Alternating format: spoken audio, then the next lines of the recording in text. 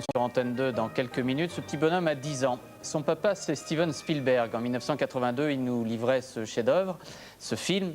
Mais en même temps, il faut savoir que Steven Spielberg, passionné par tout ce qui se passe au-delà de nos têtes, au-dessus de la Terre, au-dessus de la Lune, au-dessus du Soleil, Steven Spielberg finançait lui-même, donnait de l'argent à la recherche spatiale, c'est-à-dire qu'il essayait de savoir, à travers cet argent, ce qui se passait très très loin de nous.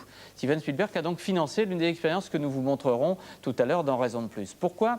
Eh bien parce que lui aussi, comme vous, comme nous, quelquefois il est frappé par des phénomènes qui arrivent sur Terre. Alors quelquefois c'est vrai, quelquefois c'est faux. Nous en dirons peut-être un petit peu plus ici sur ce plateau. Écoutez juste ces deux petits extraits. Oui, donc ça s'est éclairé, c'est devenu tout blanc. J'ai vu la pointe des sapins qui bougeait et le moteur s'est coupé.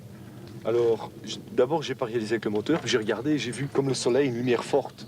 Et je savais pas la regarder, alors j'ai pris ma fiancée, je l'ai appuyée, je dis hey, regarde là-haut. Alors elle a regardé et elle avait peur. Elle était sur le point de pleurer, elle m'a dit pars d'ici et tout ça, il va arriver quelque chose. J'ai voulu remettre la voiture, ça faisait ça tout le temps, mais elle ne démarrait pas. Elle n'a pas démarré. Non, elle faisait tout le temps.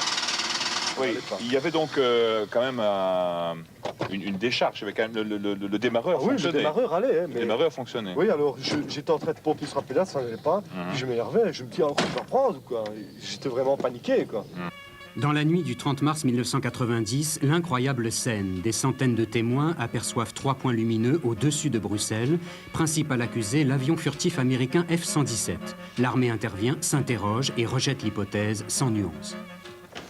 Alors, sommes-nous seuls dans l'univers? C'est la question que nous nous poserons dans 2 heures, juste après E.T. Tout un tas de questions à partir de faits réels, de faits imaginaires, et puis de la recherche qui est menée par des bioastronomes, par des physiciens, par des scientifiques qui seront sur ce plateau pour tenter de répondre à vos questions. Vous pouvez déjà le faire pendant le film en tapant sur votre Minitel 3615 code A2. Toutes les questions, nous essaierons d'y répondre ce soir. C'est une raison de plus pour se retrouver après le film de Steven Spielberg dans quelques minutes maintenant, E.T.